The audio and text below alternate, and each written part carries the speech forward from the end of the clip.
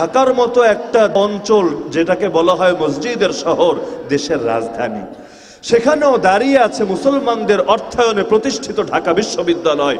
যে বিশ্ববিদ্যালয় প্রতিষ্ঠাই করা হয়েছিল মুসলমানরা যাতে শিক্ষিত হতে পারে, তারাও যাতে নিজেদেরকে এগিয়ে নিয়ে যেতে পারে, এ কারণে জমিদাতা যারা ছিল তারাও মুসলমান ছিল। আজও পর্যন্ত তারা যে খাজনা পরিশোধ করে জমির, সেটা সেই সাবেক মুসলিম নামকে কেন্দ্র করেই করে। কিন্তু সেখানকার মুসলিম নারীরা আজ পর্যন্ত আন্দোলন করতে হয়েছে, আজকের দিনের কথা বলছি, তাদেরকে রাজপথে নেমে আন্দোলন করতে হয়েছে। কিসের দাবিতে? শুধু এই দাবিতে, আমরা পর্দা করার অধিকার চাই, বোরকা পরার অধিকার চাই, হিজাব পরার অধিকার চাই, নিকাব পরার অধিকার চাই। কারণ তাদের শিক্ষকরাই তাদেরকে সে অধিকার দিতে চায় না। সেই শিক্ষক নামের কলঙ্কগুলো বলতে চায়, যদি এত পর্দা করতে মনে চায় বাসায় বসে থাকো, ভার্সিটিতে কি করো? ভার্সিটিতে যেহেতু এসেছো, সুতরাং এখানে পর্দা করা যাবে না, এখানে আমরা যেভাবে বলবো সেভাবেই তোমাদেরকে চলতে হবে। শিক্ষক হলো বাবার মতো, যদি বলি বাবার সামনে চেহারা খুলতে হবে, নিজের রূপ প্রদর্শন করতে হবে, সেটাই তোমাদের করতে হবে। না হলে তোমরা এখানে কি করো? এলাকায় থাকো, ঘরে পড়ে থাকো, ঘরের মধ্যে হোম টিউটর রেখে তারপর সেখানে তোমরা শিক্ষা গ্রহণ করো। নাউযুবিল্লাহি মিন যালিক। এই বাংলাদেশ কে ভেবেছিল? এখন থেকে 50 বছর আগে যারা এই দেশের স্বাধীনতার জন্য রক্ত ঝরিয়েছিল, তারাও কি কোনোদিন কল্পনা করেছিল তাদের নাতনিরা, তাদের মেয়েরা একসময় এমন পরিস্থিতির শিকার হবে? আরে যেই দেশে বসে ল্যাংটা হওয়ার জন্য অনুমতি লাগে না, আরে নিজের পোশাককে ছোট করার জন্য, ওয়েস্টার্ন কালচারকে ধারণ করার জন্য কোনো কারো অনুমতি লাগে না, কিন্তু বোরকা পরবে এজন্য অনুমতি লাগবে। আরে বোরকা পরবে সে, আর কলিজায় আগুন জ্বলবে তাসলিমা নাসরিনদের। এর চাইতে বড় আফসোসের বিষয় কি হতে পারে? আরে এক নেতা তো বলেই বসলো, আমি ক্ষমতাসীন দলের ছাত্র দল যারা আছে, সেই ক্ষমতাসীন দলের ছাত্রদের অংশের আমি মিছিল দেখতে গেলাম, দেখলাম সেখানে কারা কারা আছে। দেখতে গিয়ে আমি অবাক হয়ে লক্ষ্য করলাম যে ছাত্রলীগের মিছিলের মধ্যে 4টা বা 5টা মেয়ে এমন পেলাম যারা বাঙালি পোশাক পরিধান করে এসেছে। বাকি সবাই দেখলাম হয়তো বোরকা পরা, না হলে হিজাব পরা, না হলে সঙ্গে নিকাবও পরা। আমি অবাক হয়ে গেলাম। তার ভাষায়, না আমি বলে ফেলি, রাশেদ খান মেননের ভাষায় সে বলছেই আমি অবাক হয়ে গেলাম। ঢাকার রাস্তায় যেন বাঙালি নারী দেখছি না, পাকিস্তানি নারী দেখছি, আফগানি নারী দেখছি। মানেটা কি? আরে পর্দা যদি কেউ করতে চায় তারে আফগানিস্তান চলে যেতে হবে, বোরকা যদি কেউ পড়তে চায় তারে পাকিস্তান চলে যেতে হবে। আর মার্কিনী পোশাক যদি কেউ পড়তে চায়, হলিউড বলিউডের পোশাক যদি কেউ পড়তে চায়, সে বাংলাদেশেই বসে পড়তে পারবে। আল্লাহর কসম, এর চাইতে ইসলামের উপর বড় আঘাত কিছু হতে পারে না। ما وعدنا الله ورسوله وصدق الله ورسوله وما زادهم إلا إيمانا وتسليما من المؤمنين رجال صدقوا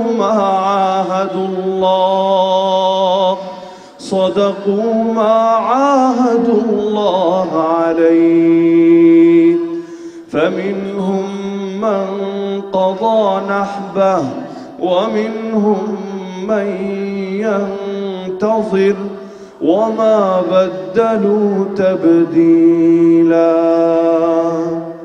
وقال النبي صلى الله تعالى عليه وسلم: أمرت أن أقاتل الناس حتى يشهدوا أن لا إله إلا الله. وقال أصحاب محمد رضي الله عنهم: نحن الذين بايعوا محمدا على الجهاد ما بقينا أبدا. آمنت بالله صدق الله العلي العظيم وبلغنا رسوله النبي الكريم ونحن على ذلك لمن الشاهدين والشاكرين والعاقبة للمؤمنين والمتقين والمجاهدين والحمد لله رب العالمين. ফরিদপুর জেলার সদরপুরে অবস্থিত ভাসানচর নতুন বাজার ইমামউদ্দিন খান এতিমখানা মাদ্রাসার আজকের এই বার্ষিক ওয়াজ মাহফিলের সম্মানিত সভাপতি ও আয়োজকবৃন্দ, উপস্থিত আমার শ্রোতা ওয়াজিবুল ইহতিরাম হযরত উলামায়ে কেরাম, এলাকার গণ্যমান্য মুরব্বীগণ, স্থানীয় এবং দূর দূরান্ত থেকে আগত দিন দরদি কোরআন প্রেমী প্রিয় তৌহিদি জনতা এবং পর্দার আড়ালে থাকা মা ও বোনেরা, রাত যদিও অনেক গভীর হয়ে গিয়েছে ইতিমধ্যে, তবে প্রকৃত মুমিন যারা রাত যত গভীর হয় আল্লাহর সঙ্গে তাদের সম্পর্ক আর নৈকট্য তত বেশি সুদৃঢ় হয়। দুনিয়ার মানুষদের কাছে কোনো একটা কাজের জন্য জেগে থাকা আফসোসের বিষয় হতে পারে, আজ আমি যথাসময়ে খেতে পারলাম না, ঘুমাতে পারলাম না, স্বাভাবিক রুটিন ঠিক রাখতে পারলাম না। কিন্তু আল্লাহর একজন বান্দা তো এভাবে চিন্তা করে, আল্লাহর জন্য আজ আরেকটু বেশি সময় দিতে পারলাম, জীবনের সময় থেকে আল্লাহর পথে আরেকটু বেশি ব্যয় করতে পারলাম, জান্নাতের সওদা আরেকটু সুন্দর করে করতে পারলাম। আর যে জান্নাতে গিয়ে একটা বারও যদি কেউ জিন্দেগিতে বেশি সুবহানাল্লাহ বলতে পারে, আল্লাহ তাআলা তাকে এমন একটা বিশাল বৃক্ষ দান করবেন যার ছায়ায় 500 বছর হেঁটেও সেই ছায়া অতিক্রম করতে পারবে না। আরে জান্নাতে যাওয়ার পর একটা জিনিস নিয়েই শুধু মানুষের অন্তরে আফসোসটা থেকে যাবে, সেই মুহূর্তগুলোকে নিয়ে সে চিন্তা করবে যে মুহূর্তগুলো আল্লাহর জিকির ছাড়া, আল্লাহর ইবাদত ছাড়া গাফলতিতে কাটিয়েছে, হেলায় খেলায় কাটিয়েছে। কারণ যেই মুহূর্তগুলো আল্লাহর ইবাদতে, আল্লাহর জিকিরে, আল্লাহ তাআলার আনুগত্যে কেটেছে, প্রতিটা মুহূর্ত তার জন্য জান্নাতের পরিধিকে বড় থেকে আরো বড় করে তুলেছে। জিন্দেগিতে যদি একটা বার বেশি জিকির করা যায়, একটা আয়াত নতুন করে শেখা যায়, একটা আয়াতের ইলম নতুন করে হাসিল করা যায়, আরে আমার নবী বলেন তাদারুসুল ইলমি সাআতাম মিনাল লাইলি খায়রুম মিন ইহইয়াইহা। আরে একজন লোক সারা রাত জেগে জেগে নফল নামাজ আদায় করবে, এর চাইতেও বেশি সওয়াব পাবে ওই ব্যক্তি যে ব্যক্তি রাতের কিছু সময় ইলমের কিছু অংশ শিখবে বা শিখাবে, পাঠ করবে বা আরেকজনকে অধ্যয়ন করাবে। সেই ব্যক্তি এই ইলমের খিদমতের বদৌলতে, চর্চার বদৌলতে সারা রাত জেগে জেগে নফলে ইবাদত করার চাইতেও বেশি সওয়াব পেয়ে যাবে। তো আজকে যতক্ষণে আলোচনা হয়, মৌলিক যে বিষয়টা সম্পর্কে আলোচনা করব সেটা হচ্ছে আমাদের জীবনের সবচেয়ে প্রধান এবং গুরুত্বপূর্ণ লক্ষ্য কি। আইডেন্টিটি অত্যন্ত জরুরি বিষয়। আইডেন্টিটি ক্রাইসিসে যারা ভোগে, আত্মপরিচয়ের সংকটে যারা ভোগে, জিন্দেগির সব ক্ষেত্রে তারা শুধু বিভিন্ন ধরনের ভুল আর ভুল করতেই থাকে। একটাবার চিন্তা করেন, আয়াত শোনেন নাই এমন লোক অন্তত ভাষাঞ্চরে কেউ থাকার কথা না। মসজিদে মসজিদে নিয়মিত এই আয়াত আপনারা শুনে থাকেন, ওয়ামান আহসানু কাওলাম মিম্মান দা ইলাল্লাহ ওয়া আমিলা সালিহা ওয়া ক্বালা ইন্নানি মিনাল মুসলিমিন। আরে কথার বিবেচনায় ওই ব্যক্তির চাইতে উত্তম কে হতে পারে যার মধ্যে 3টা গুণ থাকে। 1 নম্বর গুণ, আল্লাহ ভোলা মানুষকে আল্লাহর দিকে ডাকে, তাওহীদের দাওয়াত দেয়। 2 নম্বর গুণ, ওয়ামিলা সালিহা, পারফেক্ট আমল করে, নেক আমল করে, যথোপযুক্ত আমল করে, সুন্নাহ সম্মত আমল করে, বেদাত মুক্ত আমল করে। আর 3 নম্বর গুণ, ওয়াকালা ইন্নানি মিনাল মুসলিমিন, সে নিজের পরিচয় দেয়, সে বলে এভাবে, আরে শোনো আমি মুসলিম উম্মার মধ্য হতে একজন। প্রথম গুণ যেটা সকলে বুঝি, আল্লাহর দিকে দাওয়াত দেওয়ার যে কি গুরুত্ব আর কি বৈশিষ্ট্য, এটা বোঝার জন্য ডক্টরেট ডিগ্রি হাসিল করতে হয় না, এটা বোঝার জন্য মাদ্রাসায় পড়ে মাওলানা সাহেব হওয়া লাগে না। আর একজন আল্লাহ ভোলা মানুষকে আল্লাহর পথে যদি কেউ দাওয়াত দিয়ে আনতে পারে, প্রত্যেকেই এই ফজিলতটা জানে যে সে সারা জীবন যে আমল করবে সেটা কবুল হলো কি হলো না, এটা নিয়ে অন্তরের মধ্যে ভয় আর শঙ্কা থাকতে পারে। কিন্তু যাদেরকে দাওয়াত দিয়ে আল্লাহর দ্বীনের পথে আনবে, নামাজি বানাবে, রোজাদার বানাবে, আল্লাহওয়ালা বানাবে, তাদের প্রত্যেকের আমলের কবুল সওয়াব আল্লাহ তাআলা তার আমল নামায়ও লিখে দিবে। এ কারণেই উম্মত যত আমল করুক না কেন, আল্লাহ নবী সাল্লাল্লাহু আলাইহি ওয়াসাল্লাম রওজায়ে আতহারে শুয়ে শুয়ে সকলের সওয়াব পেতে থাকবেন। নবী জানিয়েছেন, মান দাল্লা আলা খাইরিন ফালাহু মিসলু আজরি ফাইলিহি, যে ব্যক্তি কোনো কল্যাণের পথ দেখায়, নেকির পথ দেখায়, সওয়াবের পথ দেখায়, আর পরবর্তীতে তার পথ প্রদর্শন পেয়ে যারা যারা কাজ করে, আমল করে, সকলের সমপরিমাণ সওয়াব দাওয়াতের বরকতে সে একাই লাভ করে। এ কারণে তো আবু বকর রাদিয়াল্লাহু তাআলা আনহু এই উম্মতের সর্বশ্রেষ্ঠ ব্যক্তিত্ব। গোটা উম্মতের আমলকেও যদি এক পাল্লায় রাখা হয়, আর এক আবু বকরের আমলকে আর এক পাল্লায় রাখা হয়। আবু বকরের আমলের পাল্লা যে ভারী হবে কিসের জন্য? শুধু এ কারণে না যে তিনি একজন সাহাবী, শুধু এ কারণে না তিনি একজন আলেম, শুধু এ কারণে না তিনি একজন খলিফা, শুধু এ কারণে না তিনি একজন মুজাহিদ, শুধু এ কারণে না তিনি আল্লাহর নবীর একজন সঙ্গী, বরং এগুলোর পাশাপাশি উল্লেখযোগ্য একটা কারণও হলো আল্লাহ নবী সাল্লাল্লাহু আলাইহি ওয়াসাল্লাম মক্কার সময় থেকে যখন দাওয়াতের মেহনত শুরু করেছেন, পুরুষদের মধ্যে সর্বপ্রথম তার দাওয়াতে যে মানুষটা সাড়া দিয়েছে তার নামই হলো আবু বকর। এমনকি পরবর্তীতে ওসমান রাদিয়াল্লাহু আনহুর মতো এমন জলিলুল কদর সাহাবীদেরকেও যেই মানুষটা তাশকিল করে আল্লাহর নবীর কাছে নিয়ে এসেছে, সেই মানুষটার নাম আবু বকর। সারা দুনিয়ার মধ্যে যে ইসলাম চমকে গেল, মদিনার মধ্যে যে ইসলামের রাষ্ট্র সর্বপ্রথম কায়েম হলো, মক্কার মধ্যেও যে ইসলামের পতাকা সমুন্নত হলো, ইসলাম যার সারা দুনিয়ায় ছড়িয়ে পড়লো, এই সবগুলোর পেছনে সর্বপ্রথম আল্লাহর নবীর পরে যার কৃতিত্ব, যার ক্রেডিট, তার নাম আবু বকর। এ কারণে উম্মত যত আমল করে, আবু বকর একা একা কবরে বসেই সবগুলো আমলের সমপরিমাণ সওয়াব পেতে থাকে। এ কারণে দাওয়াতকে কখনো হালকা করে দেখা যায় না। দাওয়াত সেটা যেভাবেই হোক, উঠতে দাওয়াত, বসতে দাওয়াত, সর্বদা দাওয়াত। নির্দিষ্ট শুধু ফরম্যাটই না, বরং হালত তো হবে এমন, শয়নে স্বপনে জাগরণে সদা সর্বদা দাওয়াতের চিন্তা কাজ করবে তার ভেতরে। সে ভাববে একটা লোকরেও যদি পাল্টাতে পারি আমার জীবনটা ধন্য হয়ে যাবে। নিজের আমল যা করব, আর এগুলোর ইখলাসের কি অবস্থা, খুশুখুজুর কি অবস্থা আমার চাইতে কে ভালো জানে। কিন্তু আরেকজনকে দাওয়াত দিয়ে যদি ফিরাতে পারি, তার আমল কবুল হোক না হোক, আল্লাহ তাআলা এই দাওয়াতের বদৌলতে আমার আমল নামায় কবুল আমলের সওয়াব লিখে দিবেন। তা এক নম্বর গুণ তো সবাই বুঝি। দুই নম্বর গুণও বুঝি, দাওয়াত শুধু জবান দিয়ে দিলেই হবে না। জবানে দাওয়াতের চাইতেও শক্তিশালী দাওয়াতের নাম আমলি দাওয়াত। আর জবান দিয়ে বলে মানুষকে যতটুকু প্রভাবিত করতে পারবেন, এর চাইতে হাজার গুণ বেশি প্রভাবিত করতে পারবেন আমলি দাওয়াত দিতে পারলে। এই কারণে দেখবেন এই জামানার মানুষকে যত বেশি ইসলামের রাজনীতির সৌন্দর্য, ইসলামী অর্থনীতির সৌন্দর্য, ইসলামী বিচার ব্যবস্থার সৌন্দর্য, ইসলামী সভ্যতার সৌন্দর্য, ইসলামী সংস্কৃতির সৌন্দর্য বোঝান না কেন, অধিকাংশ লোকই বুঝতে রাজি হয় না। হ্যাঁ, ইসলামের নামাজের সৌন্দর্য বুঝতে রাজি হয়, রোজার সৌন্দর্য বুঝতে রাজি হয়, হজের সৌন্দর্য বুঝতে রাজি হয়, যাকাতের সৌন্দর্য বুঝতে রাজি হয়, ইলমের সৌন্দর্য বুঝতে রাজি হয়, দাওয়াতের সৌন্দর্য বুঝতে রাজি হয়। ওগুলোর সৌন্দর্য বুঝতে কেন রাজি হয় না? ওগুলোর বেলায় কেন ইসলামকে টানে না, কোরআন এবং হাদিসের উপর আমল করে না? এর অন্যতম কারণ এটা যে আমরা আমাদের দাওয়াতকে এখনো জবানে সীমাবদ্ধ রেখেছি, আমলি মডেল উপস্থাপন করতে পারি নাই। যদি পারতাম, আল্লাহ তাআলা নিজেই জানিয়েছেন, ইযা জাআ নাসরুল্লাহি ওয়াল ফাত ওয়া রাআইতান নাস ইয়াদখুলুনা ফি দীনিল্লাহি আফওয়াজা। যখন বিজয় আসে, ইসলামের মডেল যখন সমাজের মধ্যে প্রতিষ্ঠিত থাকে, হে নবী, তখন তুমি দেখবা মানুষ দলে দলে দলে দলে আল্লাহর দ্বীনে প্রবেশ করে। আর এই নবী মক্কায় বসে 13টা বছর দাওয়াত দিলেন, 1000টা লোক কালেমা পড়ে মুসলমান হয় নাই।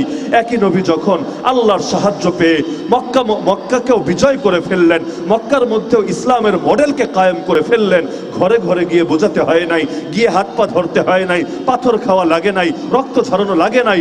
বরঞ্চ যেই মানুষগুলো এক সময় তার গায়ে হাত তুলেছিল, তারাই এবার এসে তার কাছে বলতে লাগলো, হে নবী, জলদি কালেমা পড়ায় দেন, ইসলামের আলো থেকে আর তো দূরে থাকতে মন চায় না। যেই তায়েববাসী আমার নবীর সঙ্গে সবচাইতে বেশি বর্বর আচরণ করলো, কে না জানে সেই ইতিহাস।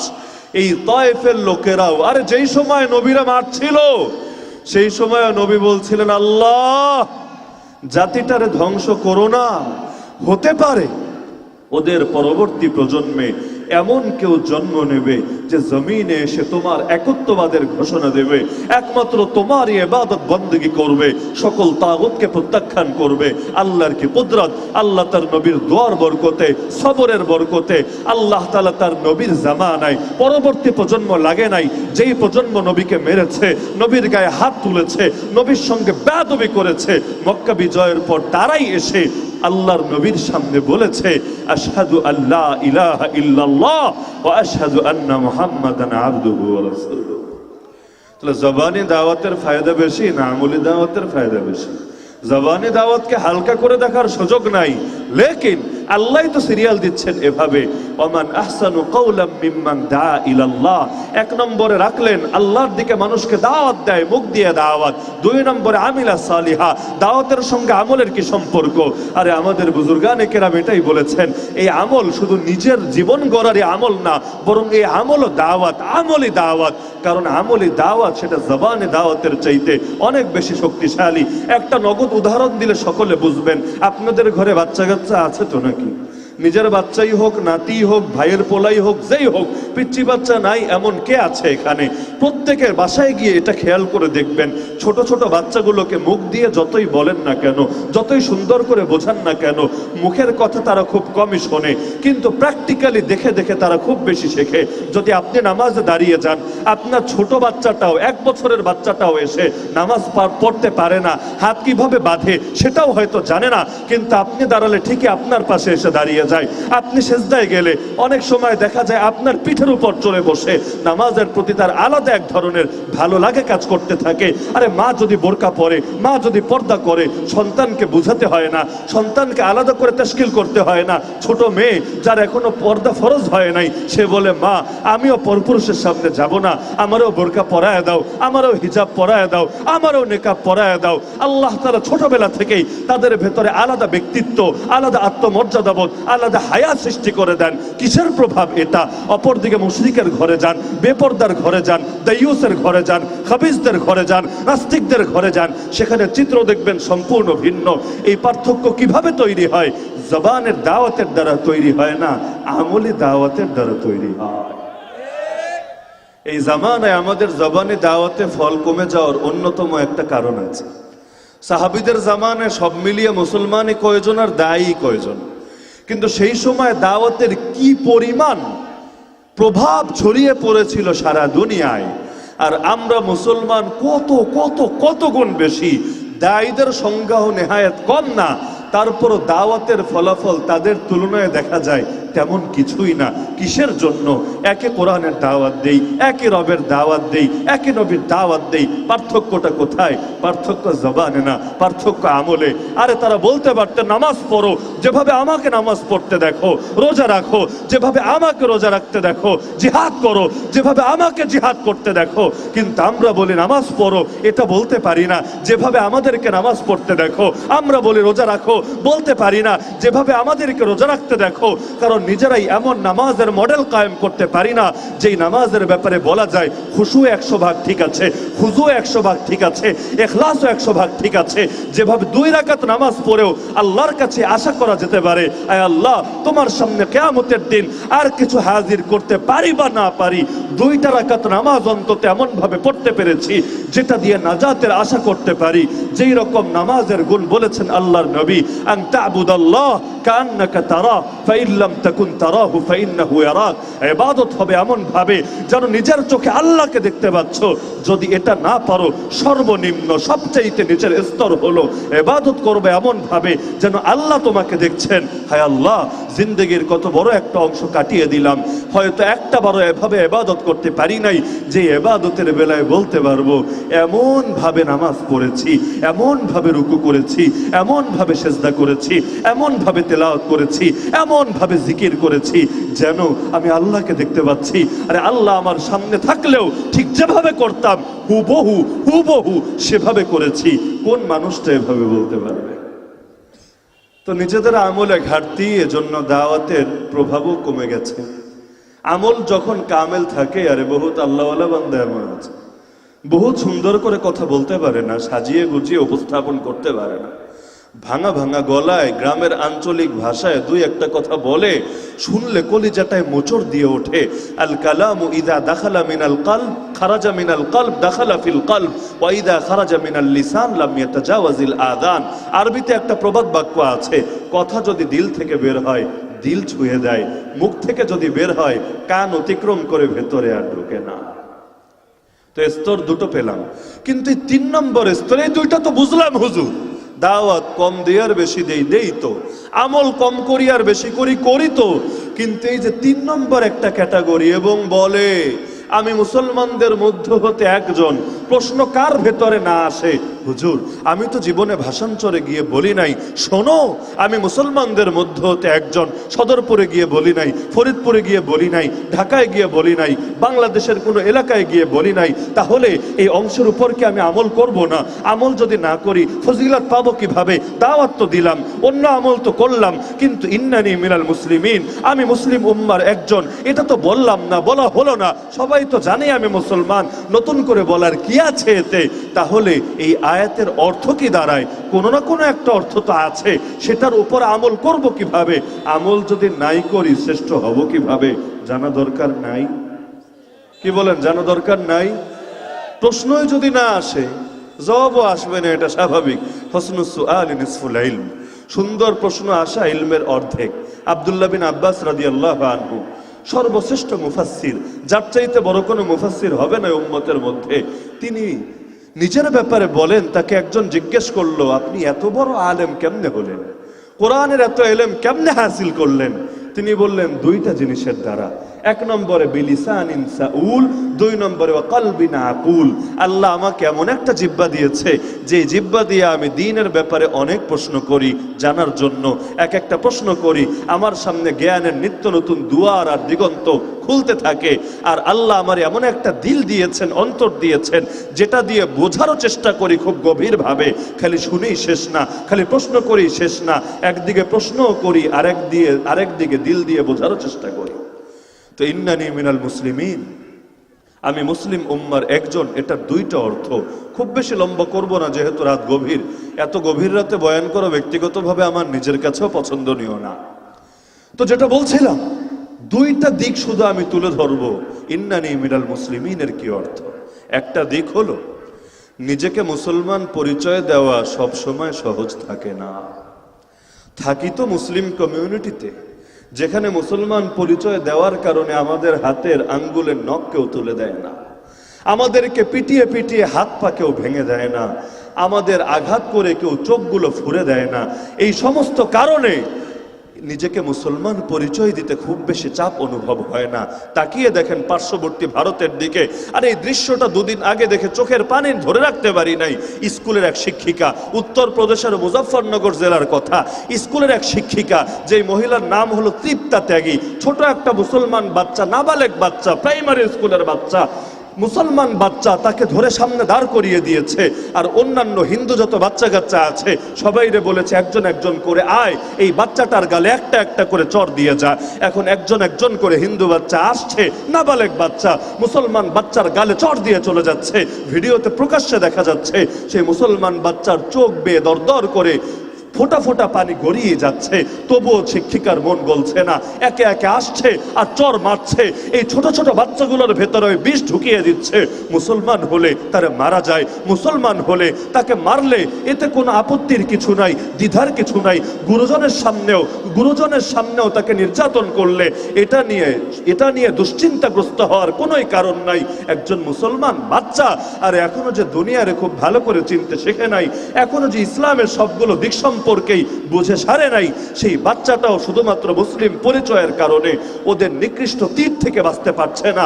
আর রোহিঙ্গা মুসলমানদের দিকে তাকিয়ে দেখেন না, এমন না রোহিঙ্গা মুসলমানদের প্রত্যেকেই বড় বড় আলেম, প্রত্যেকেই বড় বড় ওলি, প্রত্যেকেই যুগের হাসান বসরি, প্রত্যেকেই বড় মুজাহিদ, প্রত্যেকেই বড় দিনদার, এমন না। আরে বহুত লোক তো এমন যারা হয়তো সুন্দর করে কালেমাটাও পড়তে পারে না, ঠিকঠাক ভাবে নামাজও পড়ে না, ইসলাম সম্পর্কে পর্যাপ্ত জ্ঞান রাখে না, তারপরও নির্যাতন তো কম করা হয় নাই, দেশে তো পর্যন্ত থাকতে দেয় নাই। চায়নার সেই উইঘুরের কথাই বলেন না কেন, পুরো অঞ্চলটাকেই একটা জ্যান্ত ক্যাম্প বানিয়ে রেখেছে। অপরাধ কি? এটা ছাড়া তো আর কোনো অপরাধ নাই। ইন্নানি মিনাল মুসলিমিন, তারা নিজেদেরকে মুসলমান বলে পরিচয় দিয়েছে।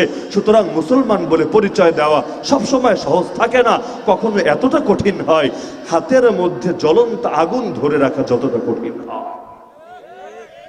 এ কারণেই তো আল্লাহ নবী নিজেই জানিয়ে গিয়েছেন আরো ১৫০০ বছর আগে, ইন্না মিন ওয়ারাইকুম আইয়ামাস সাবর, উম্মত আমার তোমাদের পরেই দুনিয়ায় ধৈর্যের সময় আসছে।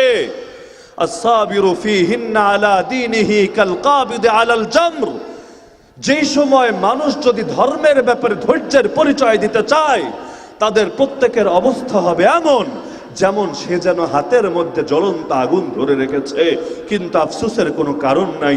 পরিস্থিতি যত কঠিন হবে সওয়াবের পরিমাণও তত বৃদ্ধি পাবে। লিল আমিলি ফিহিন্না মিথলু আজরি 50 রাজুলাম মিনকুম, সেই সময়ে যারা আমল করবে তাদের প্রত্যেকের আমল নামায় তোমাদের 50 জনের নেকি লেখা হবে। দেখেন না, অন্য দেশের কথা বাদ দেন, অন্য জাতির কথা বাদ দেন, বাংলাদেশের মতো একটা দেশে যেটা সংখ্যাগরিষ্ঠ মুসলিম দেশ, ঢাকার মতো একটা অঞ্চল যেটাকে বলা হয় মসজিদের শহর, দেশের রাজধানী, সেখানেও দাঁড়িয়ে আছে মুসলমানদের অর্থায়নে প্রতিষ্ঠিত ঢাকা বিশ্ববিদ্যালয়। যে বিশ্ববিদ্যালয় প্রতিষ্ঠাই করা হয়েছিল মুসলমানরা যাতে শিক্ষিত হতে পারে, তারাও যাতে নিজেদেরকে এগিয়ে নিয়ে যেতে পারে, এ কারণে জমিদাতা যারা ছিল তারাও মুসলমান ছিল। আজও পর্যন্ত তারা যে খাজনা পরিশোধ করে জমির, সেটা সেই সাবেক মুসলিম নামকে কেন্দ্র করেই করে। কিন্তু সেখানকার মুসলিম নারীরা আজ পর্যন্ত আন্দোলন করতে হয়েছে, আজকের দিনের কথা বলছি, তাদেরকে রাজপথে নেমে আন্দোলন করতে হয়েছে। কিসের দাবিতে? শুধু এই দাবিতে, আমরা পর্দা করার অধিকার চাই, বোরকা পরার অধিকার চাই, হিজাব পরার অধিকার চাই, নিকাব পরার অধিকার চাই। কারণ তাদের শিক্ষকরাই তাদেরকে সে অধিকার দিতে চায় না। সেই শিক্ষক নামের কলঙ্কগুলো বলতে চায়, যদি এত পর্দা করতে মনে চায় বাসায় বসে থাকো, ভার্সিটিতে কি করো? ভার্সিটিতে যেহেতু এসেছো, সুতরাং এখানে পর্দা করা যাবে না, এখানে আমরা যেভাবে বলবো সেভাবেই তোমাদেরকে চলতে হবে। শিক্ষক হলো বাবার মতো, যদি বলি বাবার সামনে চেহারা খুলতে হবে, নিজের রূপ প্রদর্শন করতে হবে, সেটাই তোমাদের করতে হবে। না হলে তোমরা এখানে কি করো? এলাকায় থাকো, ঘরে পড়ে থাকো, ঘরের মধ্যে হোম টিউটর রেখে তারপর সেখানে তোমরা শিক্ষা গ্রহণ করো। নাউযুবিল্লাহি মিন যালিক। এই বাংলাদেশ কে ভেবেছিল? এখন থেকে 50 বছর আগে যারা এই দেশের স্বাধীনতার জন্য রক্ত ঝরিয়েছিল, তারাও কি কোনোদিন কল্পনা করেছিল তাদের নাতনিরা, তাদের মেয়েরা একসময় এমন পরিস্থিতির শিকার হবে? আর যেই দেশে বসে ল্যাংটা হওয়ার জন্য অনুমতি লাগে না, আর নিজের পোশাককে ছোট করার জন্য, ওয়েস্টার্ন কালচারকে ধারণ করার জন্য কোনো কারো অনুমতি লাগে না, কিন্তু বোরকা পরবে এজন্য অনুমতি লাগবে। আর বোরকা পরবে সে, আর কলিজায় আগুন জ্বলবে তাসলিমা নাসরিনদের। এর চাইতে বড় আফসোসের বিষয় কি হতে পারে? আরে এক নেতা তো বলেই বসলো, আমি ক্ষমতাসীন দলের ছাত্র দল যারা আছে, সেই ক্ষমতাসীন দলের ছাত্রদের অংশের আমি মিছিল দেখতে গেলাম, দেখলাম সেখানে কারা কারা আছে। দেখতে গিয়ে আমি অবাক হয়ে লক্ষ্য করলাম যে ছাত্রলীগের মিছিলের মধ্যে 4টা বা 5টা মেয়ে এমন পেলাম যারা বাঙালি পোশাক পরিধান করে এসেছে। বাকি সবাই দেখলাম হয়তো বোরকা পরা, না হলে হিজাব পরা, না হলে সঙ্গে নিকাবও পরা। আমি অবাক হয়ে গেলাম তার ভাষায়, না আমি বলে ফেলি রাশেদ খান মেননের ভাষায়, সে বলছেই আমি অবাক হয়ে গেলাম, ঢাকার রাস্তায় যেন বাঙালি নারী দেখছি না, পাকিস্তানি নারী দেখছি, আফগানি নারী দেখছি। মানেটা কি? আরে পর্দা যদি কেউ করতে চায় তারে আফগানিস্তান চলে যেতে হবে, বোরকা যদি কেউ পড়তে চায় তারে পাকিস্তান চলে যেতে হবে। আর মার্কিনী পোশাক যদি কেউ পড়তে চায়, হলিউড বলিউডের পোশাক যদি কেউ পড়তে চায়, সে বাংলাদেশেই বসে পড়তে পারবে। আল্লাহর কসম, এর চাইতে ইসলামের উপর বড় আঘাত কিছু হতে পারে না।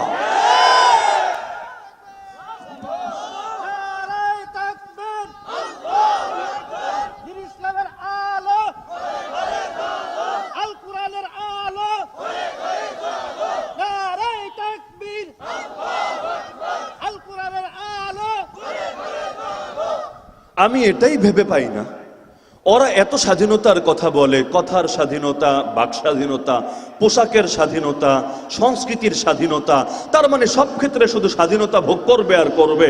আরে হুজুররা এখন মাহফিলে বসে মহিলাদেরকে যে পর্দা করার নসিহত করে, এটা নিয়ে পর্যন্ত সেই নারীবাদীরা, নারীবাদী নামের নারীবাদীরা এই ভুল ধরে। আরে হুজুররা নারীদের স্বাধীনতায় হাত দিচ্ছে, পোশাকের স্বাধীনতা হরণ করে নিচ্ছে।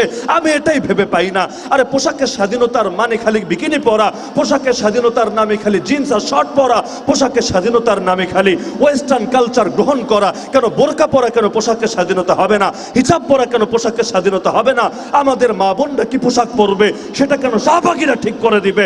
আমাদের বোনরা কি পরে কলেজে যাবে, ভার্সিটিতে যাবে, সেটা কেন সেই সমস্ত ধর্মদ্রোহীদের থেকে শিখতে হবে? তো ইন্নানি মিনাল মুসলিমিন, সেখানে দাঁড়িয়ে বলাটা বড় সহজ না। যারা মাদ্রাসায় পড়ে তাদের জন্য অনেক কিছু সহজ। কলেজ ভার্সিটিতে যারা পড়ে মাঝে মধ্যে এসে আফসোস করে বলে, হুজুর দাড়ি রাখতে মনে চায়, কিন্তু আশপাশের লোকদের জ্বালায় রাখতে পারি না। একটু দাঁড়িয়ে রাখা শুরু করলেই কত রকম টিটকারি যে মারে, কিরে মৌলবাদী হয়ে গেলি নাকি, জঙ্গিদের ফাঁদে পা দিলি নাকি, এখন দেখি আর গার্লফ্রেন্ড সঙ্গে সম্পর্ক রাখিস না, রিলেশন থেকে বের হয়ে আসলি, এখন দেখি সিগারেটে আর ফুঁক দিস না, বরঞ্চ তোরে দেখা যায় মসজিদে মসজিদে ঘুরিস, হুজুরদের বয়ান শুনিস, হুজুরদের লেখা বইপত্র পড়িস, কিরে আলামত তো বেশি ভালো মনে হচ্ছে না, সাবধানে থাকিস, কখন না জানি আবার জঙ্গি মামলায় ফেসে যাস তুই। বলে হুজুর মনে চায় আপনাদের মতো পোশাক পরি, আপনাদের মতো চেহারা বানাই, আপনাদের আদর্শ নিজেকে আদর্শবান করি, কিন্তু এমন এমন বাজে বাজে কথা বলে যে পারি না, কলিজাটা ভেঙে যায়, তারপরও সইতে পারি না। এই রকম হালত তৈরি হবে, আর সেখানে বসে নিজেকে একজন খাঁটি মুসলিম বলে পরিচয় দেবে, এটা সকলের জন্য মোটেও সহজ না। তো ক্বালা ইন্নানি মিনাল মুসলিমিনের একটা দাবি হলো, মুসলমান পরিচয় দেওয়া যতই কঠিন হোক না কেন, তবুও আমি দৃপ্ত কণ্ঠস্বরে বলেই যাব আমি মুসলমান। আরে নামাজের কারণে যদি আমাকে নিয়ে টিটকারি করে তবুও বলবো আমি মুসলমান, রোজার কারণে যদি টিটকারি করে তবুও বলবো আমি মুসলমান, হজের কারণে যদি টিটকারি করে বলবো আমি মুসলমান। নামাজ আমার সম্পত্তি, নামাজ আমার অধিকার, রোজা আমার অধিকার, হজ আমার অধিকার, যাকাত আমার অধিকার, কোরআনের কথা বলতে পারা আমার অধিকার, ইসলামের প্রতিটা বিধান আল্লাহর বান্দাদের কাছে পৌঁছে দেওয়া আমার অধিকার। নামাজও কোনো সন্ত্রাসের বিষয় না, রোজাও কোনো সন্ত্রাসের বিষয় না, হজও কোনো সন্ত্রাসের বিষয় না, জিহাদও কোনো সন্ত্রাসের বিষয় না, খেলাফতও কোনো সন্ত্রাসের বিষয় না। আল্লাহর কসম, যেটা কোরআনে আছে সেটা কখনো সন্ত্রাস হতে পারে না, যেটা আল্লাহর নবীর জীবনীতে আছে সেটা কখনো সন্ত্রাস হতে পারে না। কোরআন এবং হাদিসে থাকা কোনো বিষয়কে যদি কেউ সন্ত্রাস বলে, সে আর নিজেকে মুসলমান পরিচয় দিতে পারে না। নিজেকে মুসলমান দাবি করতে চাইলে প্রতিটা জিনিস আগে তো মানতে হবে। আরে বাস্তবে করবা কি করবা না পরের বিষয়, দিল থেকে মানা তো লাগবে, ঈমান তো রাখা লাগবে। মনে করেন আমি গরিব মানুষ, সামর্থ্য নাই, হজ করতে পারি নাই, তাই বলে হজ নিয়ে টিটকারি মারার সুযোগ আছে, হজের বিধান অস্বীকার করার সুযোগ আছে? আরে পারি নাই, আল্লাহই তো ছাড় দিয়েছেন, যেটা আল্লাহ ফরজই করে নাই সেটার জন্য তা আমারে পাকড়াও করবে না। কিন্তু তাই বলে হজ নিয়ে উল্টাপাল্টা তো করা যাবে না, কোরবানি নিয়ে, যাকাত নিয়ে বাজে মন্তব্য তো করা যাবে না। তো জিহাদ যদি এমন হয় আল্লাহ তোর উপর ফরজে আইন করে নাই, তাহলে বুঝলাম বাস্তবে তোরে করতে হচ্ছে না, না করলেও তুই জাহান্নামে যেতে বাধ্য না। কিন্তু যদি এমন হয় এটা নিয়ে টিটকারি মারে, এটাকে সন্ত্রাস বলে, জঙ্গিবাদ বলে, আর এর কারণে মুসলমানরাই জঙ্গি বলে, যে মুসলমান মানেই সন্ত্রাসী, মুসলমান মানেই জঙ্গি, আর মুসলমানদের হুজুর যারা এরা হলো সন্ত্রাসীদের নেতা, আল্লাহর কসম করে বলি তাহলে তারা আর নিজেদেরকে মুসলমান পরিচয় দেওয়ার যোগ্যতা রাখে না। তো ইন্নানি মিনাল মুসলিমিনের একটা দাবি হলো নিজেকে মুসলমান পরিচয় দিতে হবে, নিজের ইসলামী আদর্শ তুলে ধরতে হবে। যেই দলেরই হন, যেই এলাকারই হন, যেই ধারারই হন, যেই সংস্কৃতিরই হন, ইসলামী পরিচয় গোপন করতে পারবেন না, বরঞ্চ অকল বলে দিতে হবে ইন্নানি মিনাল মুসলিমিন। একটাবার চিন্তা করেন, ইব্রাহিম আলাইহিস সালাম দিলে দিলে হক রেখেছিলেন নাকি মুখে মুখেও হকের কথা বলেছিলেন? যদি দিলে দিলে হকরে ধরে রাখতেন, আজর তার বাপে তারে ত্যায্য করতো না, বহিষ্কার করতো না, হুমকি দিত না, লারজুমান্নাকা ওয়াহজুরনি মালি, আমারে ছেড়ে চলে যা, না হলে তোরে পাথর মেরে মেরে হত্যা করব। আরে দিলের মধ্যে থাকলে বাপে জিন্দেগিতে আচরণ করতো না, নমরুদ ধরে আগুনের মধ্যে ফেলে দিত না। দিলের মধ্যে থাকাই নবীওয়ালা আদর্শ না, দিলে তো থাকতে হবেই, দিলে না থাকলে তারে তো মুসলমানই বলা যায় না। কিন্তু দিলের পাশাপাশি মুখেও বলতে হবে। কারা বলবে? খালি হুজুররা বলবে, খালি বড় বড় নেতারা বলবে, খালি ধর্মীয় ব্যক্তিত্বরা বলবে, খালি ইসলামী আলোচকরা বলবে? এটা যদি কেউ ভাবে সেও ভুলের মধ্যে আছে। একটাবার চিন্তা করেন, বেলাল রাদিয়াল্লাহু আনহুকে চেনেন না এমন কোন লোক তো এই ফরিদপুরে থাকার কথা না।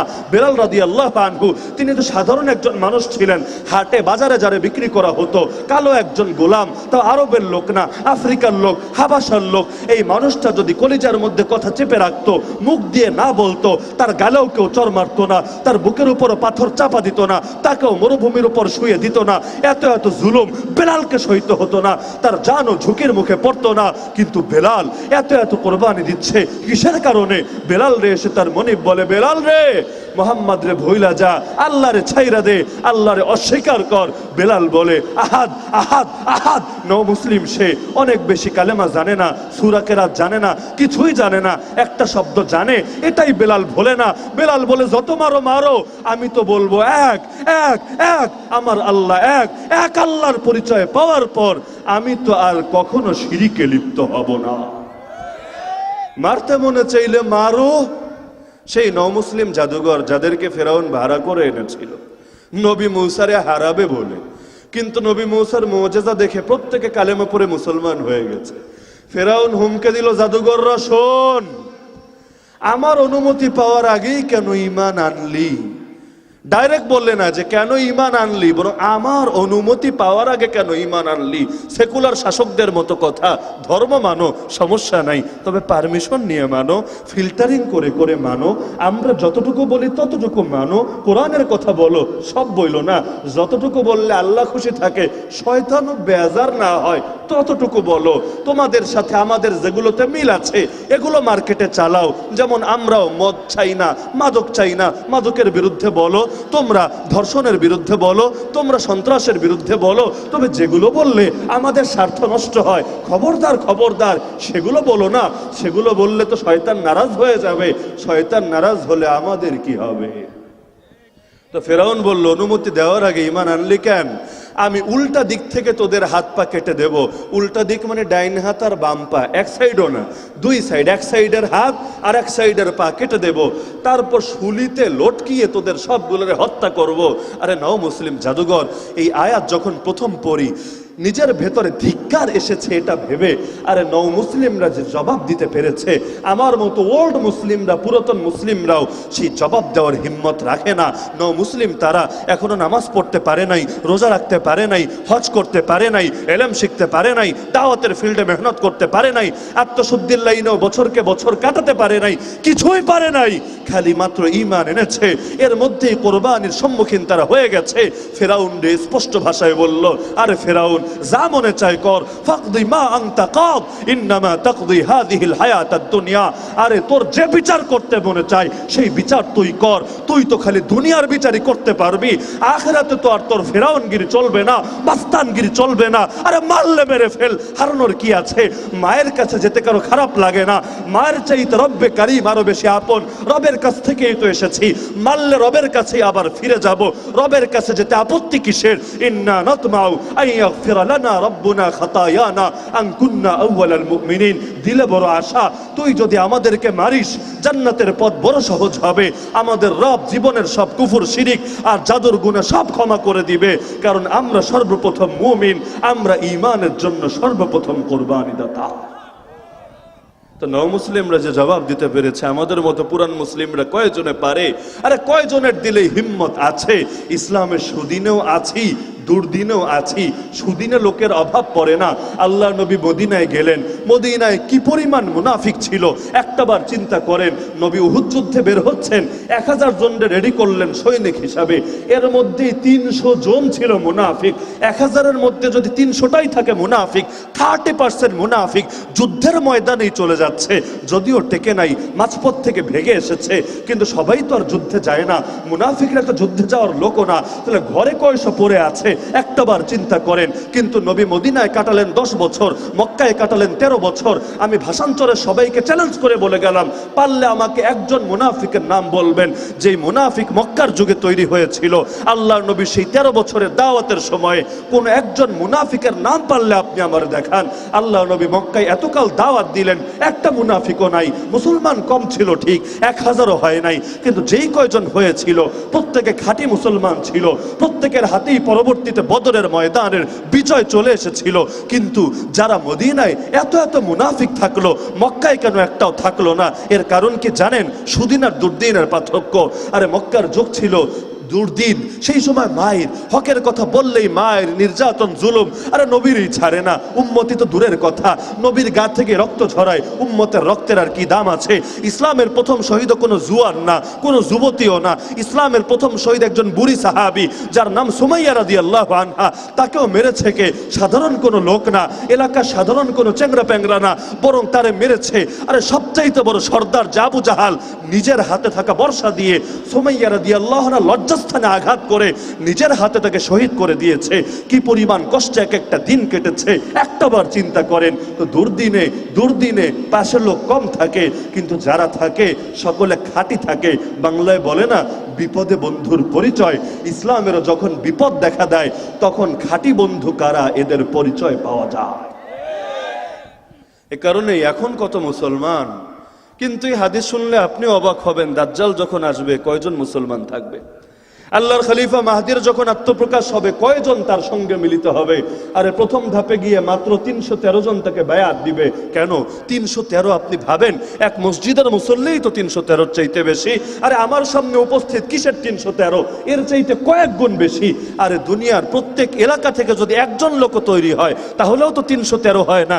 এর চাইতে কত বেশি? তাহলে মাত্র 313 জন গিয়ে তারে বায়াত দিবে। সংখ্যা তো কম কেন? এমনকি শেষের দিকে গিয়ে যে লড়াই করবে সেখানেও সব মিলিয়ে তার সঙ্গী 1 লাখও হবে না। মুসলমান মুজাহিদের সংখ্যা 1 লাখেরও কম। কেন? আমরা তো এক মিছিল করলেও লোক 1 লাখের বেশি হয়ে যায়, কখনো কখনো এক মাহফিলেই শ্রোতার সংখ্যা 1 লাখের বেশি হয়ে যায়। অথচ আল্লাহর খলিফা মাহদি লড়াই করতে করতে শেষের দিকে যখন গিয়ে কনস্টান্টিনোপল বিজয় করবেন তখনও তার সঙ্গে 1 লক্ষ মর্দে মুজাহিদ থাকবে না। তাহলে দুনিয়ায় এত এত লোক, বিপদে লোক কেন খুঁজে পাওয়া যাবে না? আরে বিপদ জিনিসটাই আল্লাহ দেন খাঁটি আর ভেজালে পার্থক্য করার জন্য। বিপদ হলো ফিল্টার। সুখের দিনে সবাই পাশে দাঁড়াতে পারে, দুঃখের দিনে খুব কম লোকই পাশে থাকতে পারে। একটাবার চিন্তা করেন, আমার নবী 3 বছরের অধিক সময় জেল খেটেছেন। যতদিন জেলে ছিলেন আবু তালেব কালেমা পড়ে নাই, নিজে একজন মুশরিক ব্যক্তি, কিন্তু হওয়ার পর নবীর সঙ্গ ছাড়ে নাই। পুরো টাইম আল্লাহর নবীর সঙ্গে কারা জীবন যাপন করেছে। এই জামানায় চিন্তা করেন, নবীর ওয়ারিসরা বছরের পর বছর কারাগারে পড়ে থাকে, থাকতে থাকতে অসুস্থ হয়ে কেউ কেউ মৃত্যুর কোলেও ঢলে পড়ে, কিন্তু তাদের পাশে দাঁড়ানোর মতো, তাদের ফ্যামিলির খোঁজ খবর নেওয়ার মতো, দুর্দিনে তাদের সহযোগিতা করার মতো কয়জন মানুষ আপনি খুঁজে পাবেন?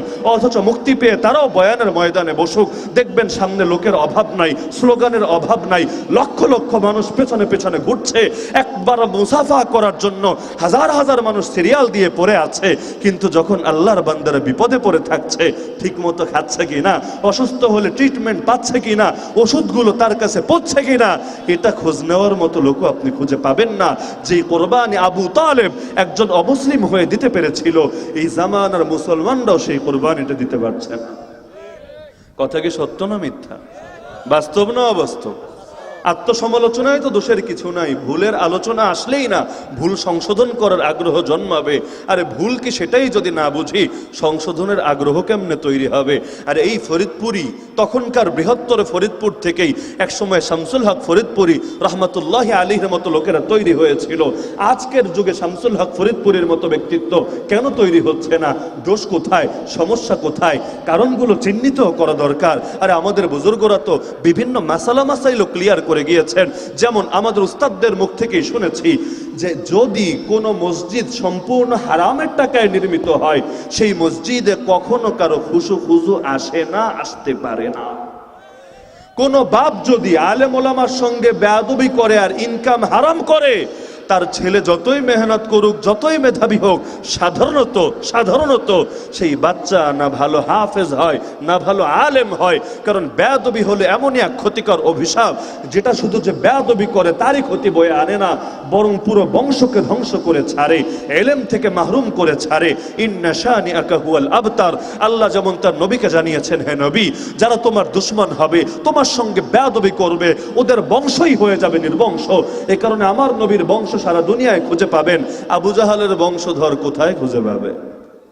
অথচ আমার নবীর একটা পুত্র সন্তানও বেঁচে থাকে নাই, নবীর জীবদ্দশায় দুনিয়া থেকে চলে গেছে, তবুও নবীর বংশধর। কারণ নবীর ব্যাপারে সব ইমামরা একমত, নবীর বংশধর মেয়েদের থেকে আসবে। তো এই ব্যাপারে আল্লাহ তাআলা তার নবীকে স্পেশাল শান দিয়েছেন। তা আল্লাহর নবীর মেয়েদের থেকেই যে বংশধারা এসেছে সারা দুনিয়ায় ছড়িয়ে আছে, খালি বাংলাদেশ না, খালি আরব দেশ না, খালি ভারত না, খালি পাকিস্তান আফগানিস্তান না, পুরো দুনিয়ার মধ্যে সাইয়্যিদ আল্লাহর নবীর বংশধররা ছড়িয়ে আছে। কিন্তু আবু জাহালের বংশধর কই, আবু লাহাবের বংশধর কই, উতবা সাইবার বংশধর কই? আরে ওদের বংশধর কই, এর জবাব এই সূরা কাউসারের মধ্যেই খুঁজে পাবেন। নবীর সঙ্গে যারা বেয়াদবি করে ওরা একা খালি বরবাদ হয় না, ওদের বংশই ধীরে ধীরে ধ্বংস হয়ে যায়। ওই যে এক বাদশার ঘটনা জানেন না, আল্লাহর নবী চিঠি ছিঁড়ে ফেলেছিল বেয়াদব।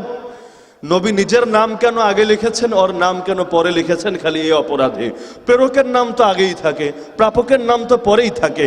নবীর ভাষ্য ছিল এটা, মিন মুহাম্মাদিন রাসূলিল্লাহ ইলা কিসরা আযীমি ফারিস। এটা দেখে তেলে বেগুনে জ্বলে উঠেছে, কত বড় সাহস! আমি একজন সুপার পাওয়ার বাদশাহ, ইরানের বাদশাহ, পারস্যের বাদশাহ, আমার নাম লেখে পরে। কোথাকার কোন আরবের বেদুইন নিজের নাম লেখে আগে। রাগে উত্তেজিত হয়ে চিঠি ছিঁড়ে টুকরা টুকরা করে দিয়েছে। নবী খালি একটা বদদুয়া করেছেন, মাজ্জাকাল্লাহু মুলকা, আয় আল্লাহ, ও আমার চিঠি ছিঁড়ে টুকরা টুকরা করেছে, তুমি ওর রাজত্বরেই ছিঁড়ে টুকরা টুকরা করে দাও। নবীর এক বদদুয়ায় সেই যে পারস্য ভাঙা ভেঙেছে, ১৫০০ বছরে আজও জোড়া লাগে নাই, কিয়ামত পর্যন্ত লাগবে না ইনশাআল্লাহ। হ্যাঁ, এখন বলবেন এটা তো নবীর শানে প্রযোজ্য না। নবীর শান যেমনি ভাবে প্রযোজ্য, নবীর ওয়ারিস যারা, নবীর আহলে বাইত যারা, তাদের শানেও সমানভাবে প্রযোজ্য। তো বলছিলাম, নিজেকে মুসলমান পরিচয় দেওয়া সবসময় সহজ থাকে না। কিন্তু আমার সামনে আপনারা যারা ঘুম কোরবানি করেও জেগে আছেন, প্রত্যেককে জিজ্ঞেস করব, ইসলামের জন্য যদি কোরবানি দেওয়া লাগে, কঠিন পরিস্থিতির সম্মুখীন হন, তখনও নিজেকে মুসলমান পরিচয় দিতে পারবেন না? দাজ্জাল সামনে এসে যদি জান্নাত তুলে ধরে, আরে নবী তো জানিয়েছেন দাজ্জাল এক হাতে জান্নাত আর এক হাতে জাহান্নাম এনে হাজির হবে। যার যা লাগবে সে তার ব্যবস্থা করে দিবে। রুটি লাগলে রুটি দিবে, বৃষ্টি লাগলে বৃষ্টি বর্ষণ করিয়ে দিবে। এমনকি যদি বলে আমার মরা বাপ মারে তুই জিন্দা করে দেখা, তাহলে তোরে আমি মানবো। আল্লাহ তাআলা তার এমন পাওয়ারও দিয়ে রেখেছেন, দাজ্জাল আদেশ করবে, দুইটা শয়তান তার মরা বাপ মায়ের রূপ নিয়ে সামনে এসে বলবে, দেরি করছিস কেন? সে তো খোদা, সে তো রব, তার উপর ঈমান আন। আর দাজ্জালের এত বড় পরীক্ষা, কিন্তু প্রকৃত মুসলমান যদি হয়, সে কখনো দাজ্জালের সামনেও মোটেও বিচলিত হবে না। বরং নবী জানিয়েছেন, যদি তোমরা দাজ্জালের সম্মুখীন হও আর এক হাতে জান্নাত আর এক হাতে জাহান্নাম সে দেখায়, তাহলে মনে রাখবা, যে ব্যক্তি দাজ্জালের জান্নাতে ঢুকবে সে আল্লাহর জাহান্নামে গিয়ে পড়বে, আর যে দাজ্জালের দেখানো জাহান্নামে ঢুকবে সে ডাইরেক্ট আল্লাহর জান্নাতে চলে যাবে। তো প্রকৃত মুসলমান যে, সে কখনোই কোনো কিছুতে হার মানে না। এ কারণে তো মুফতি আমিন রহমাতুল্লাহ আলাইহি বলে গিয়েছিলেন, ফাঁসির মঞ্চেও যদি দাঁড় করাও, তবুও সেখানেও হকের জয়গান আমি গেয়ে যাবই যাব।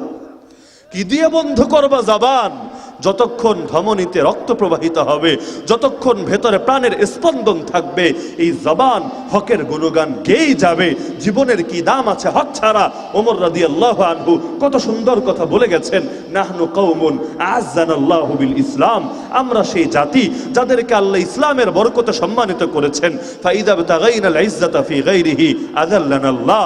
এখন যদি ইসলাম ছেড়ে অন্য কোথাও ইজ্জত তালাশ করি, যিনি ইজ্জত দিয়েছিলেন তিনি লাঞ্ছিত করে ছাড়বেন। তো মুসলিম পরিচয় দেওয়ার হিম্মত আছে তো? লাস্ট অপশন একটা তো হলো নিজেরা মুসলিম পরিচয় দেওয়া, আর আরেকটা হলো নিজের পুরো মুসলিম উম্মাহ নিয়ে ফিকির করে নিজেকে উম্মার একজন সদস্য মনে করা, নিজেকে বিচ্ছিন্ন এবং বিচ্যুত কোনো ব্যক্তি মনে না করা। আমার নবী জানিয়েছেন, মুসলমান সংখ্যায় যতই হোক, সকলে কয়টা দেহের মতো? বলেন না, কয় দেহের মতো? এক দেহ। এক দেহের মাথায় যদি ব্যথা হয়, ব্যথা খালি মাথায় থাকে না, এর যন্ত্রণা পুরো শরীরে ছড়িয়ে যায়। চোখে যদি আঘাত লাগে, ব্যথা খালি চোখে হয় না, গোটা শরীরের মধ্যে ছড়িয়ে যায়। গোটা মুসলিম উম্মাহ একটা পরিবারের মতোই খালি না, একটা দেহের মতো। দেহের কোথাও যদি আঘাত লাগে, সকলেই সেই আঘাতে ব্যথিত হবে। এ কারণেই দুনিয়ার যে প্রান্তেই একজন মুসলমান নির্যাতিত হোক না কেন, সারা দুনিয়ার মুসলমান তার জন্য প্রতিবাদী হয়ে যায়। একজন আফিয়া সিদ্দিকা যদি আমেরিকার কারাগারে বন্দী থাকে, সারা দুনিয়ার প্রতিটা মুসলমানই তার জন্য আল্লাহর কাছে দোয়া করতে থাকে, জালেমদের বিরুদ্ধেও নিজের সর্বস্ব বিলীন করার জন্য প্রস্তুত থাকে।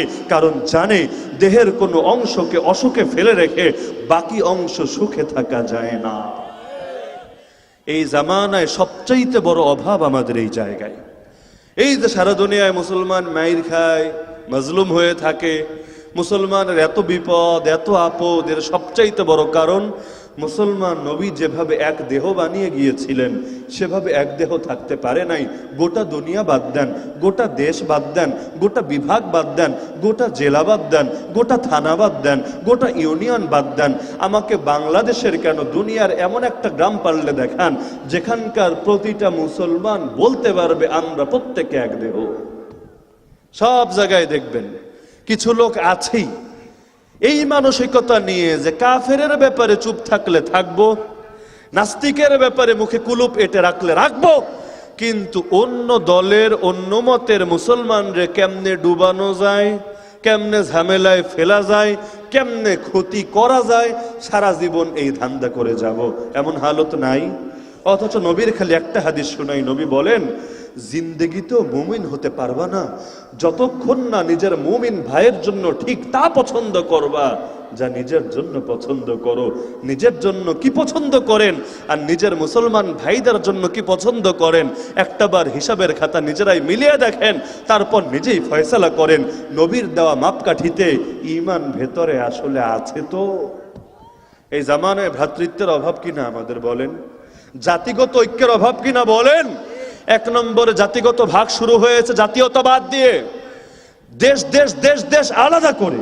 আল্লাহ নবীর জামানায় মুসলমানদের দেশ দুইটা ছিল না একটা ছিল, আবু বকরের জামানায় দুইটা না একটা ছিল, ওমরের জামানা, ওসমানের জামানা, আলীর জামানা, আস্তে আস্তে আস্তে সর্বশেষ ওসমানী সালতানাত পর্যন্ত, অর্থাৎ 1924, এখন থেকে 100 বছর আগ পর্যন্ত যতদূর পর্যন্ত মুসলমানদের এরিয়া ছিল পুরোটা মিলে এক জাতি, এক দেশ, এক নেতা ছিল। কিন্তু এখন ভাগ হতে হতে এক মুসলমানই হয়ে গেছে 50-এর অধিক জাতি।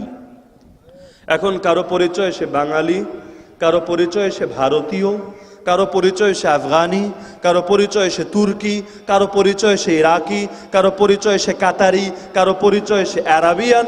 এক একজন এক এক পরিচয়কে আঁকড়ে ধরেছে আর নিজের ভালো থাকাকেই জীবনের লক্ষ্য বানিয়ে নিয়েছে। আমি বাঙালি, আমি ভালো আছি, এতেই তো চলবে।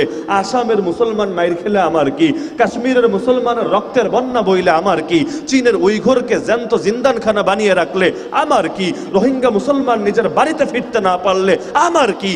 এই যে আমি আমি আমি এভাবে যে নিজেকে আলাদা করছি, এটাই হলো আয়াতের সঙ্গে সাংঘর্ষিক। আল্লাহ আমি আমি বলতে বলেন নাই, আমরা আমরা বলতে বলেছেন। আরে নিজেকে ভাবতে হবে গোটা মুসলিম উম্মার একজন সদস্য, উম্মাকে বাদ দিয়ে নিজের আলাদা কোনো অস্তিত্ব নাই। হাসলে সবাই মিলে হাসবো, যদি কাঁদতে হয় সকলে মিলে কাঁদবো, বিপদেও সবাই সবার পাশে দাঁড়াবো। বিজয় উদযাপন করলো সকলে একসঙ্গে, হাতে হাত মিলিয়ে, কাঁধে কাঁধ মিলিয়ে একসঙ্গে বিজয়ের হাসি হাসবো। এক ভাগ হয়েছে জাতীয়তাবাদ দিয়ে, দ্বিতীয় ভাগ হয়েছে গণতন্ত্র দিয়ে। এক দেশে কত দল, এক রাজনীতিকে কেন্দ্র করে কত দল। এখন প্রত্যেক দল তার দলের লোকদেরকে আপন মনে করে, অন্য দলের লোকদেরকে কে আপন মনে করে না পর মনে করে, বন্ধু মনে করে না শত্রু মনে করে। সে বিপদে পড়লে খুশি হয় না, তার ক্ষতি করতে পারলে নিজেকে ধন্য মনে করে না। অথচ একই নবীর উম্মত, একই রবের বান্দা, একই কেবলার দিকে তারা ফিরে নামাজ আদায় করে। আল্লাহ নবীর ভাষায় হওয়া দরকার ছিল এক দেহ, হয়ে আছে কত দেহ। এক দেশের মধ্যেই যতগুলো দল, এতগুলো ভাগ, এতগুলো জাতি গণতন্ত্রকে কেন্দ্র করে। 3 নম্বরে এখানে এসে সীমাবদ্ধ থাকলেও চলতো। আরে ধর্মীয় বিভিন্ন ইখতিলাফকেও এখন বানিয়ে ফেলা হয়েছে বিভিন্ন বিভক্তির মানদণ্ড। অথচ ইখতিলাফের মানদণ্ড কি আর ঐক্যের মানদণ্ড কি? ঐক্যের মানদণ্ড এটা না সকলে সব ব্যাপারে একমত হবে। যদি এমন হতো তাহলে 4 ইমামের মধ্যে তাদের অনুসারীদের মধ্যে কিভাবে ঐক্য কাজ করলো? পৃথিবীতে 4 মাযহাব সহকারে মতের লোক না, এক দলের লোক না, তবুও এগুলো তো ঐক্যের ভিত্তি না। ঐক্যের ভিত্তি তাওহীদ, ঐক্যের ভিত্তি রিসালাত, ঐক্যের ভিত্তি ইকামতে দ্বীন, ঐক্যের ভিত্তি ইসলামের মূল অংশ, যেগুলো নিয়ে দ্বিমত করার অপশন কারো থাকে না। আমাদের ইখতিলাফ থাকবে, আমাদের ঝগড়া থাকবে, আমাদের বিভক্তি থাকবে বেদাতীদের সাথে, মুতাজিলাদের সাথে, খারেজিদের সাথে, শিয়াদের সাথে, রাফেজিদের সাথে, জাবরিয়া কাদরিয়ার সাথে। কিন্তু যারা হকপন্থী তাদের সঙ্গে কিভাবে দুশমনি থাকতে পারে, এটাই তো এই জামানার সবচাইতে বড় সংকট হিসাবে কাজ করছে। ইখতিলাফের জায়গায় ইখতিলাফ, এর মানে এটা না যে ইখতিলাফকে মিটিয়ে দিতে হবে, কারণ ইখতিলাফ উম্মতি রাহমা, ইখতিলাফের দ্বারা উম্মতের মধ্যে অনেক শিথিলতা তৈরি হয়, অনেক ছাড় তৈরি হয়, আল্লাহ তাআলা অনেক সহজতা সৃষ্টি করেন। এভাবে ইখতিলাফ মানেই খারাপ না। ইখতিলাফ যদি দলিল সহকারে হয়, প্রত্যেকে প্রত্যেকের প্রতি এই ব্যাপারে উদার থাকে, সহনশীল থাকে, তাহলে মাসআলাগত ইখতিলাফের কারণে উম্মতের মধ্যে কখনো ফিতনা হয় না। কিন্তু আজকাল তো খালি মাসআলাগত ইখতিলাফ না, ব্যক্তিগত ইখতিলাফের কারণেও মুসলমান দুশ্মন হয়ে যাওয়াকে কখনোই কোনো ক্ষতিকর মনে করে না। একদিকে আলেমরা জেলখানায় যায়, আরেকদিকে কিছু মানুষ যারাও নিজেদেরকে আলেম বলে পরিচয় দেয় এলাকায় মিষ্টি বিতরণ করে, নাউযুবিল্লাহি মিন যালিক। একদিকে কোনো আলেম মরে যায়, দুনিয়া থেকে চলে যায়, কেউ বলে ইন্না লিল্লাহ, কেউ খুশির ঠেলায় বলে আলহামদুলিল্লাহ, নাউযুবিল্লাহি মিন যালিক। এটা কি এক দেহের নমুনা, এক পরিবারের নমুনা? আর এক দেহ মানে কি? আমরা সকলে মিলেই এক, অথচ আল্লাহর নবীর পরে সাহাবীদের মধ্যে যুদ্ধ হয় নাই, আলী এবং মুআবিয়া রাদিয়াল্লাহু আনহুমার মধ্যে যুদ্ধ হয় নাই, আলী এবং আম্মা জান আয়েশা রাদিয়াল্লাহু আনহুমার মধ্যে যুদ্ধ হয় নাই, হয়েছে, কিন্তু যুদ্ধের মধ্যেও কিভাবে ঐক্য ধরে রেখেছে। ছোট্ট দুটো ঘটনা বলেই আলোচনার ইতি টানছি। এক নম্বরে যুদ্ধ হয়েছে, কিন্তু যুদ্ধের পরে স্বাভাবিক হলো যারা হেরেছে তাদের মালগুলোকে গনিমত বানিয়ে ফেলা হয়, যুদ্ধলব্ধ সম্পত্তি বানানো হয়। এই যুদ্ধগুলোর পরে একটা পয়সাও কেউ গনিমত বানায় নাই, একজনকেও বন্দি করে দাস দাসী বানায় নাই, কারণ তারাও মুসলমান, আমরাও মুসলমান। তাদের দৃষ্টিতে তারা হক, আমাদের দৃষ্টিতে আমরা হক। ইখতিলাফের কারণে যুদ্ধ হয়েছে, কিন্তু তাই বলে ইসলামী ভ্রাতৃত্ব তো আর মরে যায় নাই। দুই নম্বর ছোট্ট ঘটনা, আমির মুআবিয়া রাদিয়াল্লাহু আনহুর কাছে চিঠি পাঠালো রোমের খ্রিস্টান বাদশাহ, লিখে পাঠালো, হে আমির মুআবিয়া, আমি দেখতে পাচ্ছি তুমি হকের উপর আছো আর তোমার দুশমন আলী বাতিলের উপর আছে। বলেন না নাউযুবিল্লাহ। কে হকের উপর আর কে বাতিলের উপর ফয়সালা দেয় খ্রিস্টান বাদশাহ। এই যুগে যেমন কোন হুজুর ধর্মের সঠিক ব্যাখ্যা করে আর কোন হুজুর ধর্মের অপব্যাখ্যা করে, এগুলো ঠিক করে দেয় নাস্তিকরা, ঠিক করে দেয় তারা যারা সূরা ফাতিহাটাও পড়তে পারে না, কালেমাটাও বিশুদ্ধ করে উচ্চারণ দিতে পারে না। তারা বলে এই হুজুর বড় সুন্দর বলেছে, সে ধর্মের পক্ষে কথা বলেছে, ইসলামের সঠিক ব্যাখ্যা উপস্থাপন করেছে। এই হুজুর বড় খারাপ বলেছে, ইসলামের বিকৃত ব্যাখ্যা উপস্থাপন করেছে। যদি জিজ্ঞেস করা হয় তুই কোরআন পড়তে পারিস, জীবনে একটা খতম দিয়েছিস, কোরআনের কোনো ইলম আছে তোর ভিতরে, তুই কেমনে বুঝলি কোনটা সত্য কোনটা মিথ্যা? বলবে আমার মানদণ্ড আছে, যেটা আমার পক্ষে যাবে এইটা সত্য, যেটা আমার বিপক্ষে যাবে এইটা মিথ্যা। তা আমির মুআবিয়ারে বলে, আমির মুআবিয়া, তুমি হকের উপর, আলী বাতিলের উপর। যদি তুমি অনুমতি দাও, আমি এমন বিশাল এক বাহিনী পাঠাবো যারা তোমার দুশমন আলীর কল্লা কেটে তোমার কদমে লুটিয়ে দিবে। বলেন না নাউযুবিল্লাহ। এই যুগ হলে তো খুশিতে লাফাইতো। আরে নিজে লড়াই কইরা রক্তারক্তি কইরা দুশমন রে মারমু, তাও তো চরিত্রে দাগ থেকে যাবে, সারা জীবন লোকে বলা বলি করবে। দেখেছো আমিরুল মুমিনিন খলিফাতুল মুসলিমিন আল্লাহর নবীর আত্মীয় আল্লাহর নবী জামাইরে মেরে ফেলেছে, আর এখন যদি কাফের এসে মাইরা দেয় তার তো আর ইজ্জত লাগছে না, ইমেজ নষ্ট হচ্ছে না।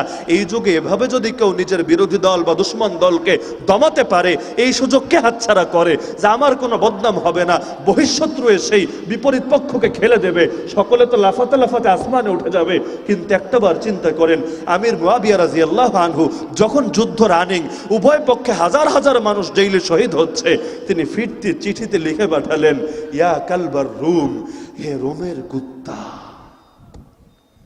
বলবেন কুত্তা কেন বললো? আরে যারা মুসলমানদের মধ্যে ফাটল ধরাতে চায় তারা নিজেদেরকে মানুষ বলে পরিচয় দেওয়ারও যোগ্যতা রাখে না। শুরুই করলেন, ইয়া কালবার রুম, হে রোমের কুত্তা, কান খুলে শুনে নেয়।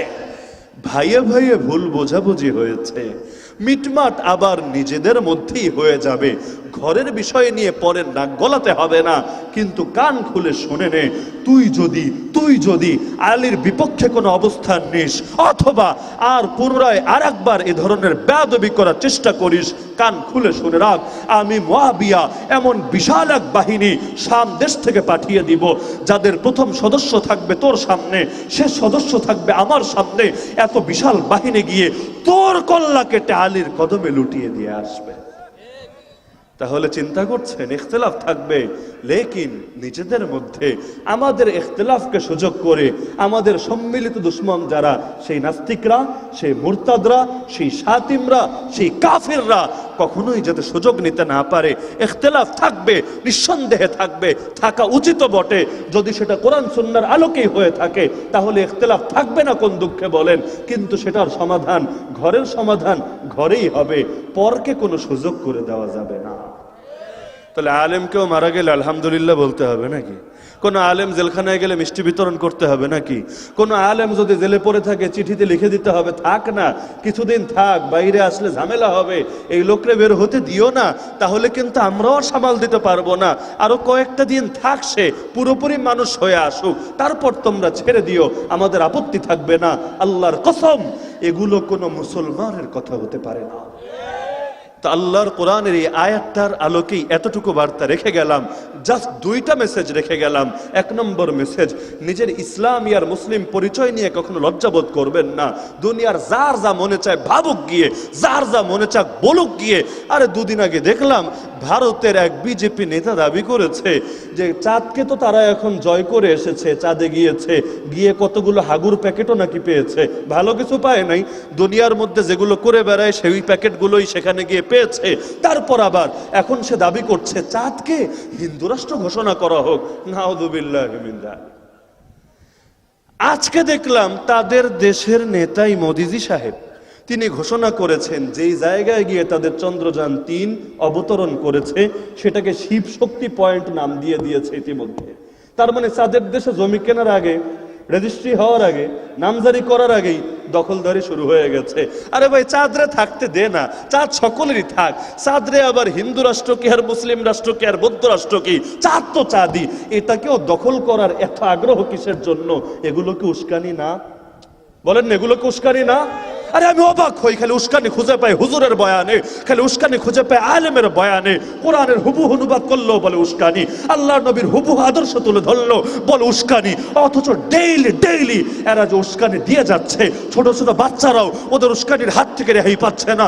কোরবানির দিন গরু কোরবানি করে ইসলামের একটা অজেব বিধানের উপর আমল করেও ওদের নির্মমতার হাত থেকে হেফাজতে থাকতে পারছে না। এমনকি মানুষ দূরের কথা, ইট পাথরের একটা ঘর, আল্লাহর মসজিদ, বাবরি মসজিদকে পর্যন্ত আস্ত থাকতে দিচ্ছে না। আরে কওমি মাদ্রাসার মূল কেন্দ্র যেটা, সে দারুল উলুম দেওবন্দকে পর্যন্ত নিষিদ্ধ ঘোষণা করতে দ্বিধা করছে না। এগুলো উস্কানি মনে হয় না? এমনকি অখণ্ড ভারতকে ঘোষণা দিয়ে রেখেছে 8টা দেশ মিলে অখণ্ড নাকি একটা দেশ হবে। 8 দেশ কি কি নামও বলে রেখেছে, বাংলাদেশ, ভারত, মিয়ানমার, পাকিস্তান, নেপাল, শ্রীলঙ্কা, ভুটান আর সাম্রাজ্যবাদের গোরস্থান খ্যাত আফগানিস্তান। এই 8 দেশ মিলিয়ে নাকি অখণ্ড একটা দেশ বানাবে, সেটার নাম হবে মহাভারত। সেই দেশের মধ্যে মুসলমান থাকবে, খ্রিস্টান থাকবে, তবে 3rd ক্লাস নাগরিক হয়ে থাকবে, তাদের নাকি কোনো ভোটাধিকার থাকবে না, ওরাই নেতৃত্ব করবে। এবং সেখানে তাদের কৃষ্ণের আদর্শ তারা বাস্তবায়ন করবে। International society for Krishna consciousness, এই আদর্শ নিয়েই তো জমিনের মধ্যে, সারা দুনিয়ার মধ্যে এখন তারা তাদের সংগঠনের কার্যক্রম পর্যন্ত জারি রেখে দিয়েছে। এমনকি সে অখণ্ড মহাভারতের পতাকা কি হবে, সংবিধান কি হবে, এগুলো পার্লামেন্টে পর্যন্ত তারা উত্থাপন করে বসে আছে। কিন্তু একটা মানুষও সাহস করে বলছে না এগুলো উস্কানি। দেখেন না, আসাদ নূর ডেইলি ডেইলি ভিডিও দিয়ে আল্লাহর নবীরে গালি দেয়, সকাল নাই, বিকাল নাই, রাত নাই, মানে কোনো একটা ভিডিও নবীরে গালি না দিয়া শুরুই করে না। এত এত বেয়াদবি করছে, কেউ বলে না এগুলো উস্কানি, এগুলো জঙ্গি। জিন্দেগিতে কোন নাস্তিকের নামের আগে জঙ্গি দেখেছেন? কোন কাফের নামের আগে জঙ্গি দেখেছেন? কোন মুশরিকের নামের আগে জঙ্গি দেখেছেন? জঙ্গি মানে যদি হয় ধর্মের নামে সন্ত্রাস, ধর্মের নামে সন্ত্রাস ইহুদিরাও তো করছে, ওদেরকে তো জঙ্গি বলছে না।